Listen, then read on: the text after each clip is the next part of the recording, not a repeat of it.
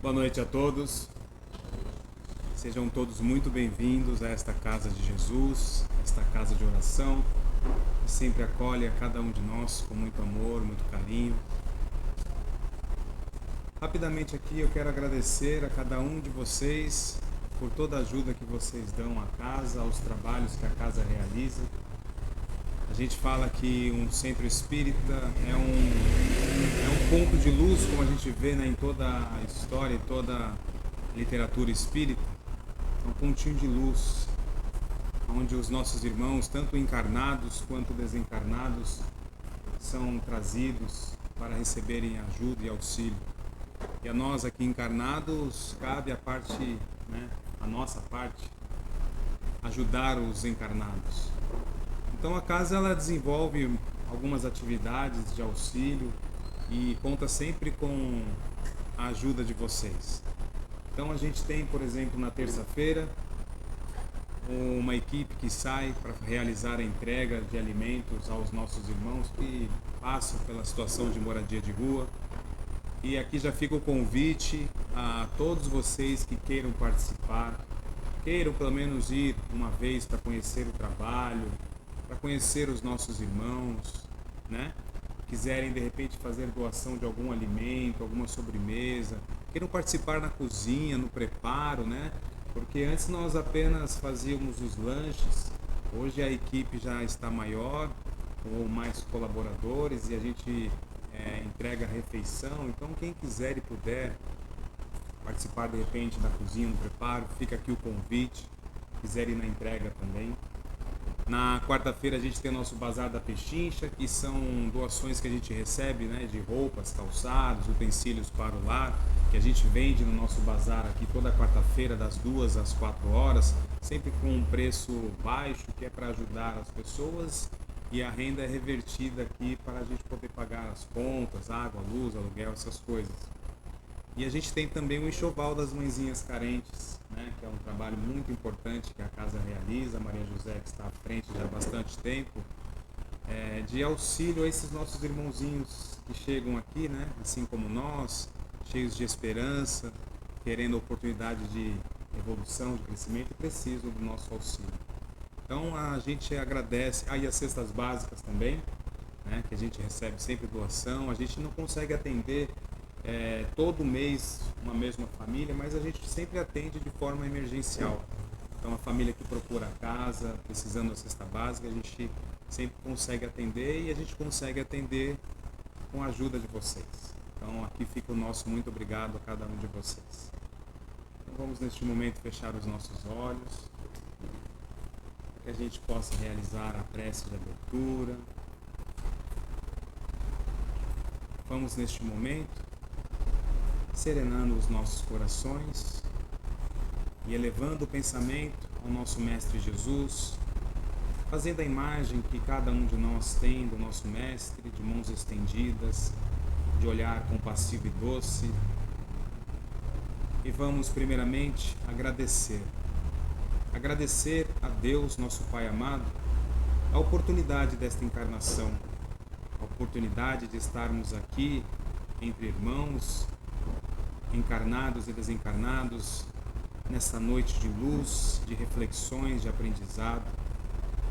Agradecer a Jesus, nosso modelo e guia, nosso mestre, nosso irmão, nosso amigo, que nos auxilia tanto com os ensinamentos que nos deixou, está sempre abençoando cada um de nós, iluminando a nossa família, iluminando os nossos passos, a nossa jornada. Vamos também agradecer aos mentores da casa, que desde muito cedo trabalham para que possamos aqui chegar e sermos recebidos com esta energia, com esse abraço espiritual, onde cada um de nós esta noite já está recebendo um tratamento.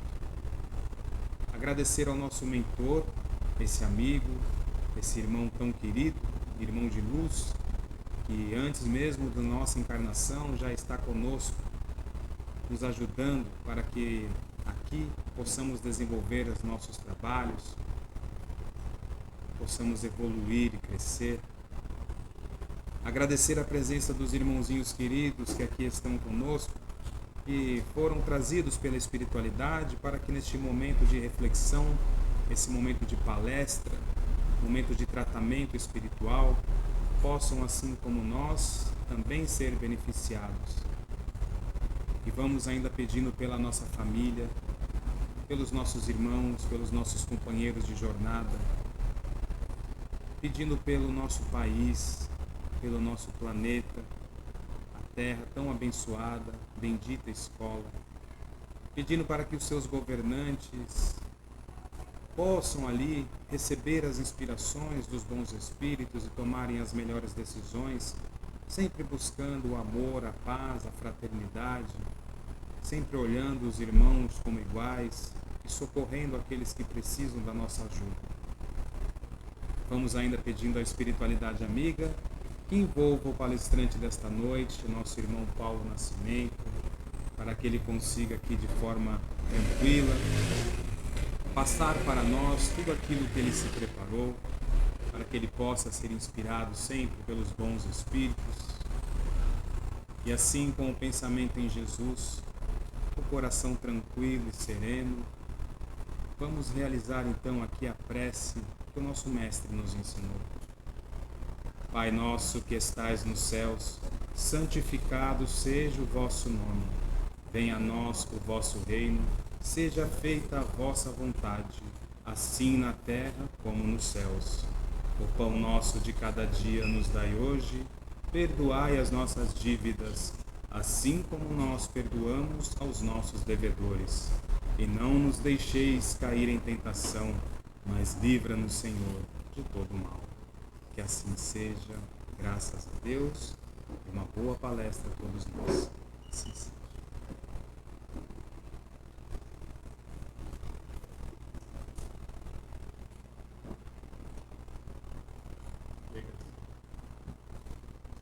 Boa noite. Quando a gente era mais jovem, a gente vinha mais rápido de lá até aqui. Mas agora tem que ter calma, tem que concentrar para chegar até aqui. Que Jesus nos ampare a todos, nos envolva a todos, que tenhamos uma noite produtiva. O assunto que nos traz hoje aqui é um assunto bastante dolorido, porque infelizmente é uma situação que acompanha a história da humanidade há muito tempo, praticamente desde que surgiu. Quanto mais nós andamos nas ruas, qualquer que seja a cidade, a gente vê muita mendicância, muita gente pedindo, muitas pessoas desabrigadas, muitas pessoas que passam por situações difíceis, né? De não ter o necessário, não ter o essencial. Ainda bem que existem instituições, casas de voluntários, pessoas de bom coração que se empenham em tentar ajudá-los. Só nós sabemos a que duras penas, né, Diego? Não é nada fácil quando se envolve num projeto dessa ordem, dessa natureza.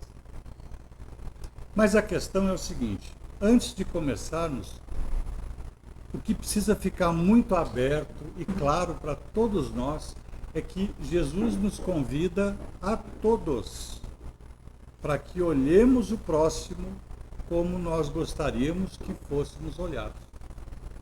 Esse é o conceito básico do faça ao próximo aquilo que gostaria que te fizesse.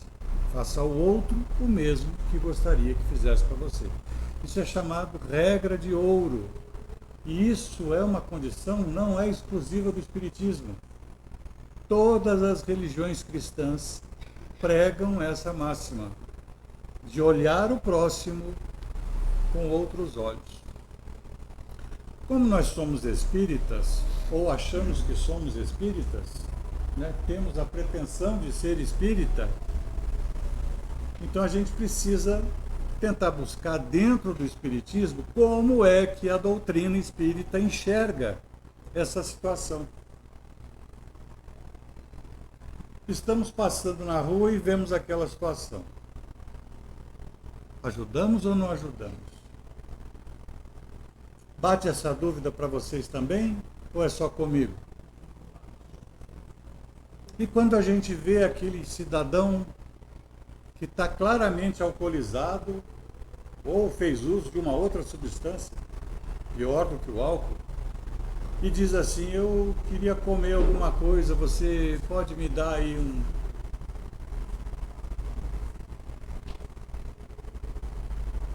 Só eu que faço ou vocês também fazem assim um juízo de...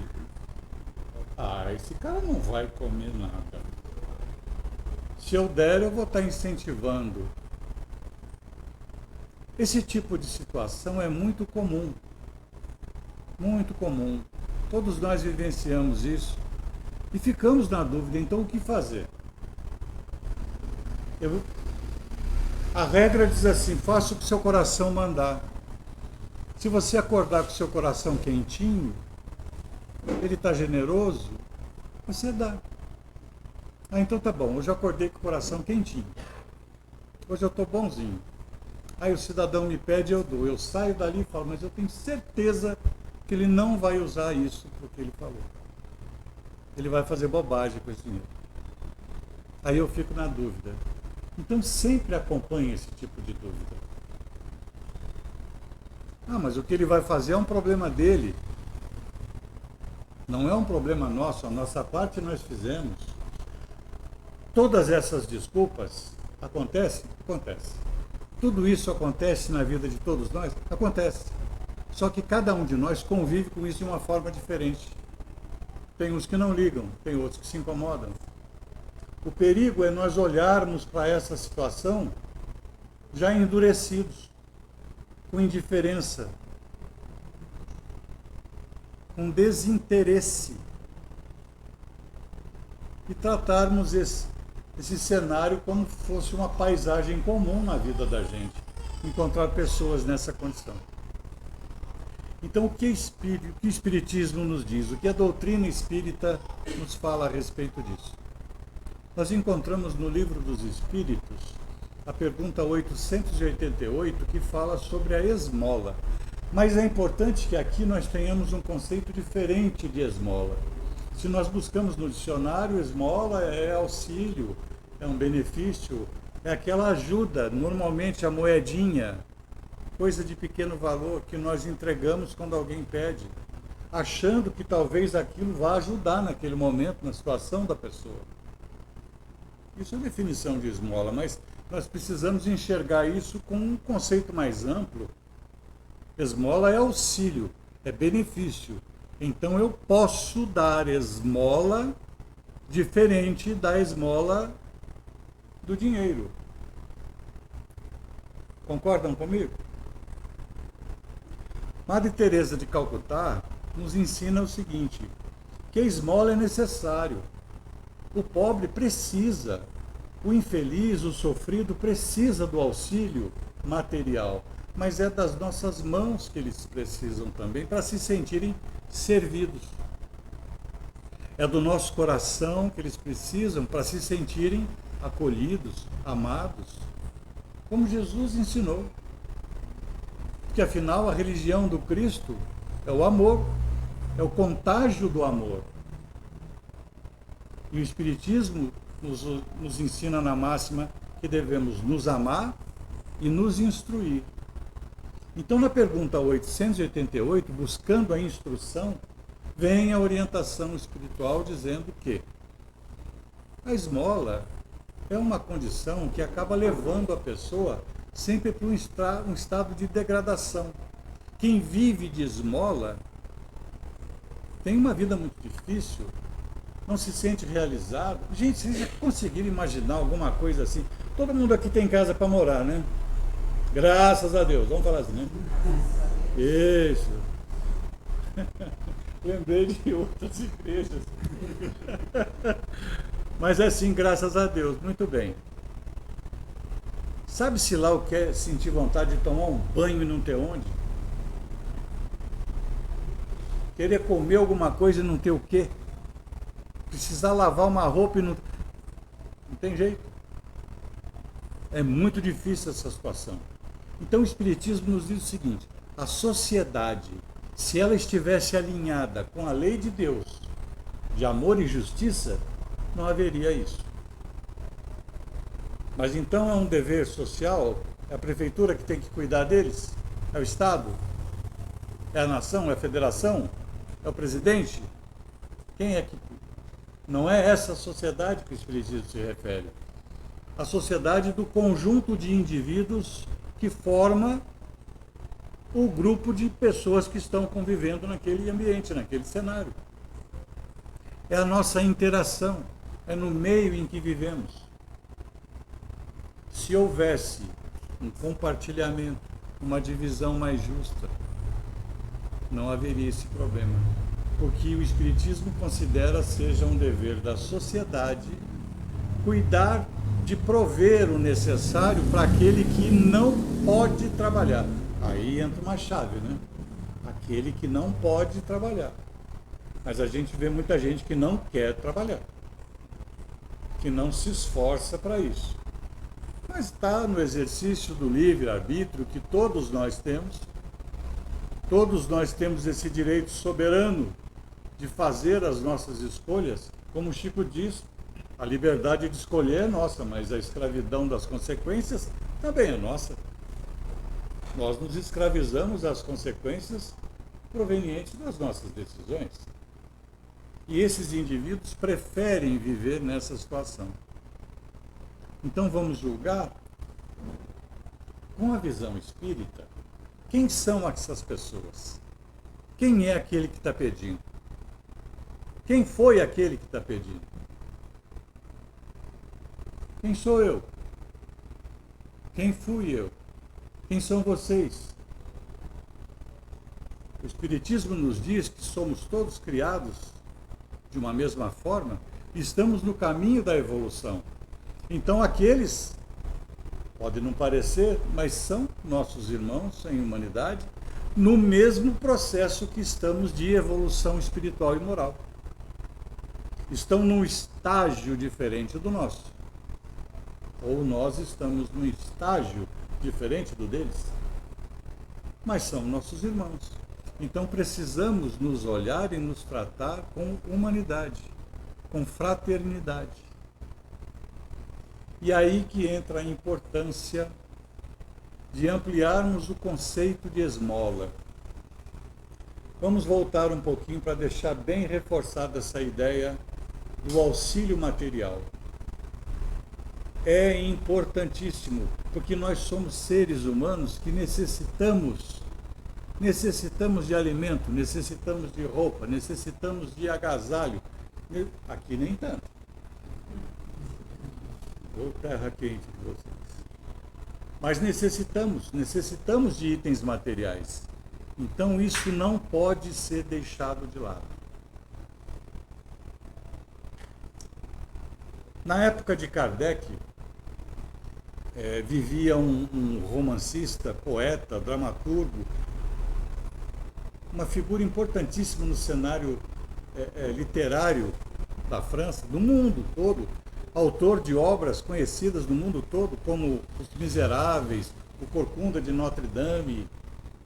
Todos conhecem, pelo menos já ouviram falar nas histórias. E ele, depois de desencarnado, escreveu diversos livros espíritas, com vários médiuns, e esse espírito foi conhecido como Victor Hugo. Aliás, tem romances de Victor Hugo que são extraordinários. Eu recomendo a todos que não conhecem, leiam. Eu não recomendo muitos romances, não, mas esses são clássicos da literatura. Podem ler.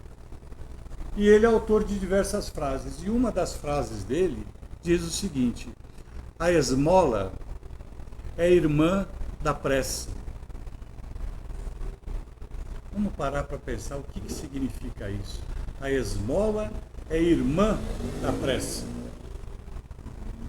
Se nós ampliamos o conceito de esmola, então eu posso auxiliar, eu posso beneficiar alguém, não apenas com itens materiais. Na lição número 60 do livro Fonte Viva, chama-se Esmola, Emmanuel nos traz um conselho dizendo o seguinte, que dar do que temos é diferente do que dar do que detemos. Porque o ensinamento de Jesus é: dai antes esmola daquilo que tiverdes.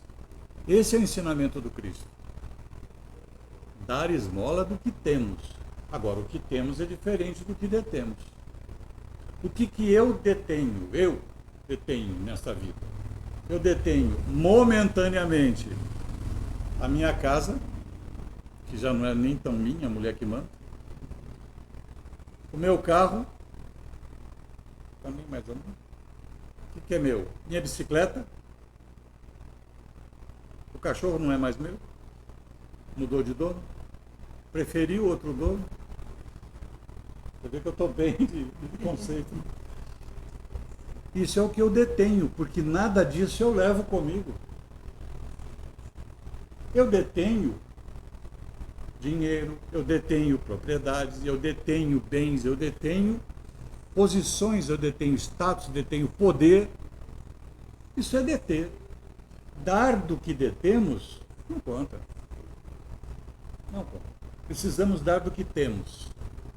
E o que efetivamente nós temos? Se o que detemos não levamos, o que temos, levamos. É nosso. São as nossas virtudes. E as virtudes são construídas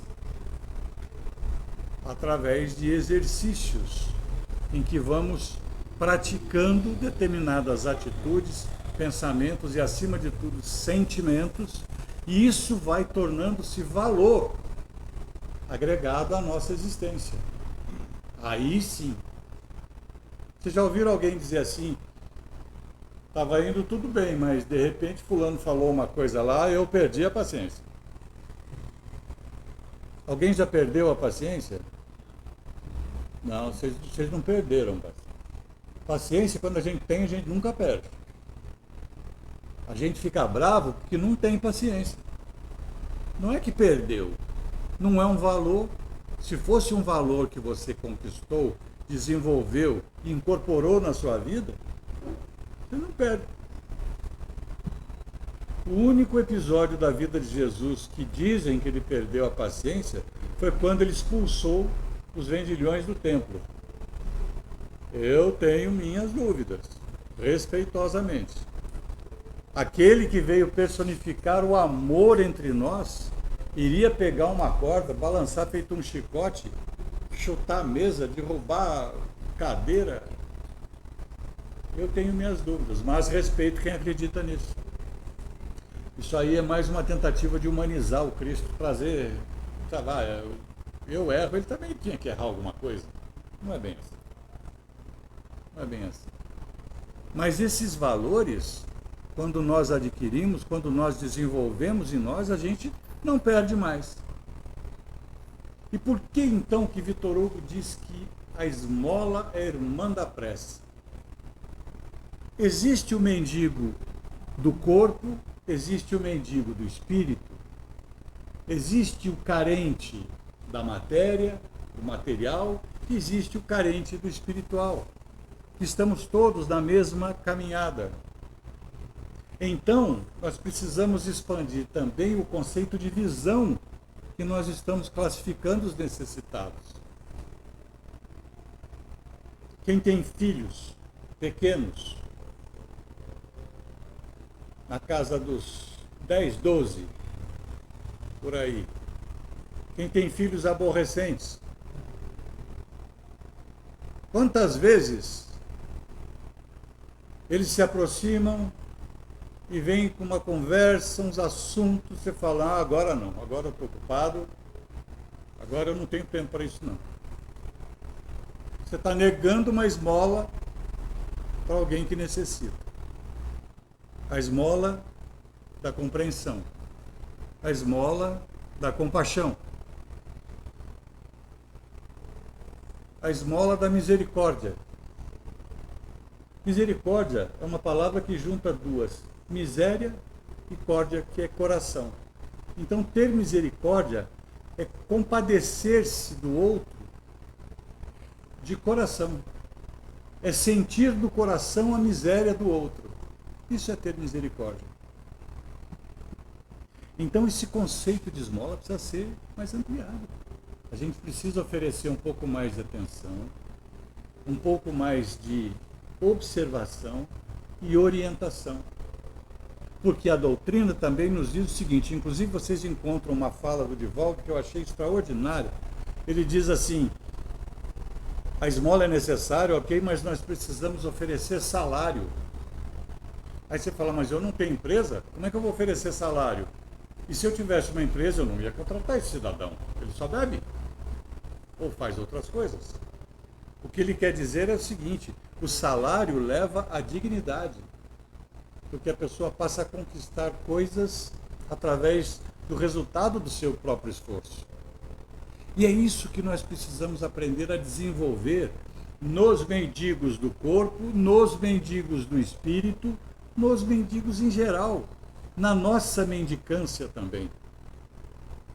Nós precisamos desenvolver situações que nos levem e que os levem a buscar um melhor entendimento.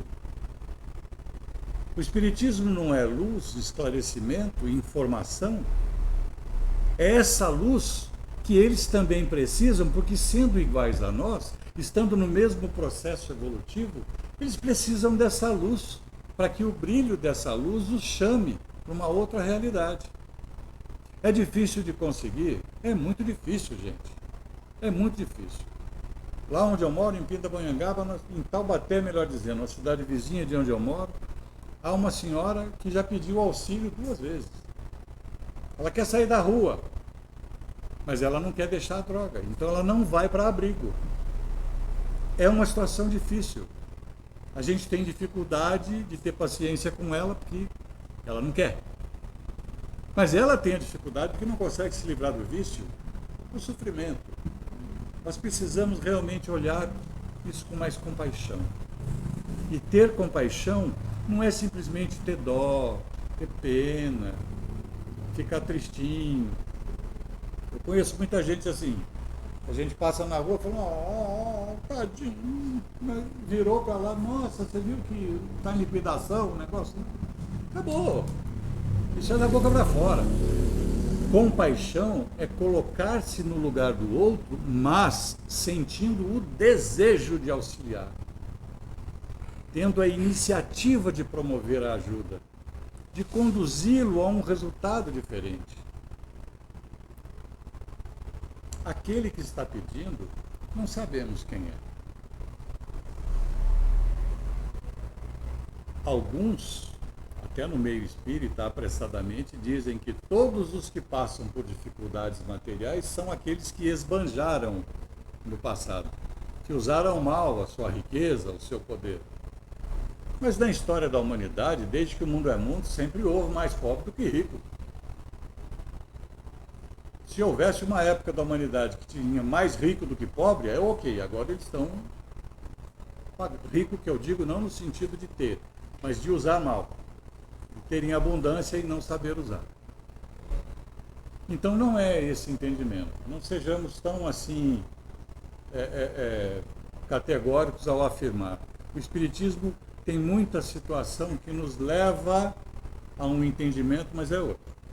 Nós precisamos conhecer os fatos. Vocês conhecem uma passagem do Chico? Me lembrei agora. O Chico estava passando uma calçada com os amigos de São Paulo. Até que horas eu vou? Tá. Você me freia. Chico ia passando numa calçada com os amigos de São Paulo que estavam visitando lá em Uberaba. E ele, ao passar, ele viu do outro lado da rua um mendigo. Esses que a gente vira as costas. E ele viu o mendigo.